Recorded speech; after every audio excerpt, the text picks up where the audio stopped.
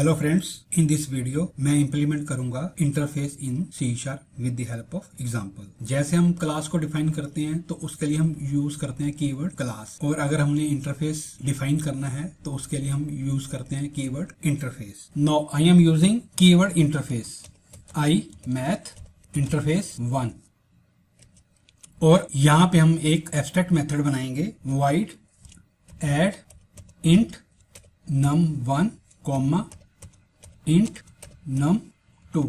When we are working for interface there are some rules। Rule number 1 क्या है आपका, जो आपका default scope for interface member are always public but in case of class they are private in nature.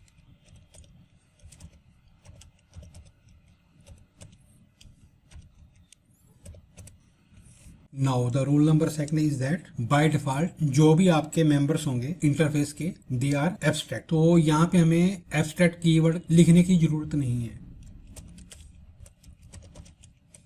Next rule आ गया आपका rule number 3। In interface we can not declare fields, variables, constructor, destructor in an interface. जो आपके interface के members होते हैं वो कौन कौन से हो सकते हैं? Abstract methods, properties, indexes and events. जो आपके मेंबर नहीं हो सकते वो क्या हो सकते हैं? आपके डाटा फील्ड्स यानी कि variables, constructor, destructor and non abstract method. अगर मैं यहाँ पे इंट सम वेरिएबल ले लेता हूँ, फॉर एग्जाम्पल 10 दे देता हूं मैं, तो यहाँ पे मेरे को वो क्या दे रहा है? एरर दे रहा है। Interface can not contain instant fields.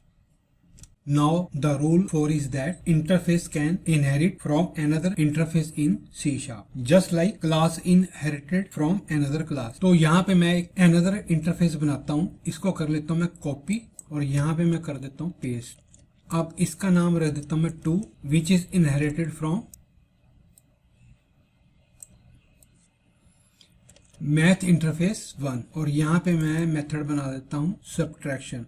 अगर कोई क्लास इसको इनहेरिट करेगी तो उसकी फुल्ली रिस्पॉन्सिबिलिटी है कि वो ऐड मेथड को इंप्लीमेंट करे, दैट इज द मैंडेटरी। और जो मैथ इंटरफेस 2 है इसके अंदर जो भी क्लास इसको इनहेरिट करेगी उसको 2 मेथड इंप्लीमेंट करने पड़ेंगे, एक आपका ऐड, एक आपका सब्ट्रैक्ट। नाउ अब हम एक क्लास बनाते हैं, class math 1 which is inherited from I math interface 1। उस क्लास की पूरी रिस्पॉन्सिबिलिटी होगी कि वो ऐड मेथड को इंप्लीमेंट करे।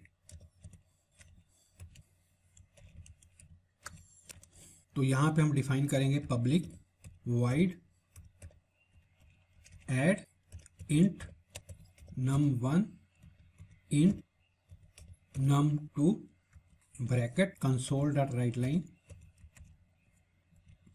सम plus bracket num1 plus num2। जो आपकी क्लास मैथ 1 है that is fully responsibility to implement the abstract method define in the I math interface. Now मैं इसको कॉपी कर लेता हूं और यहाँ पे पेस्ट कर देता हूं। ये मेरी क्लास क्या होगी? 2 that is inherited from math interface 2।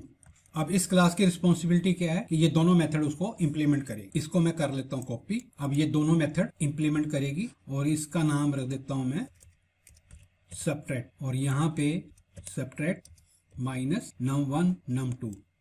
अब हम चलते हैं प्रोग्राम क्लास के अंदर। अब हम क्लास 1 का एक मेथड बनाते हैं, ऑब्जेक्ट 1 न्यू। अब इसके मेथड को कॉल करते हैं ऑब्जेक्ट 1 डॉट ऐड, और यहाँ पे हम पास करते हैं 10,20। तो ये मेरे को आउटपुट क्या देगा? 30। सिमिलरली हम क्लास 2 यहाँ पे बनाते हैं, वो उसके दोनों मेथड को कॉल करेगा, और यहाँ पे मैं डाल देता हूँ 2, और यहाँ पे मैं डाल देता हूँ 100, और यहाँ पे मैं डाल देता हूँ 50, और इस मेथड का नाम दे देते हैं हम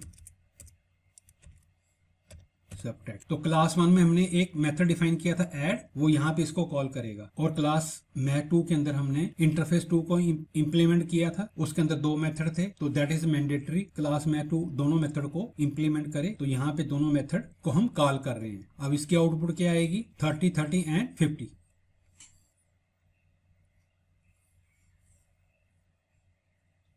तो यहाँ पे उसने मेरे को आउटपुट दे दी 30, 30 and 50। Now summarize the interface in C#।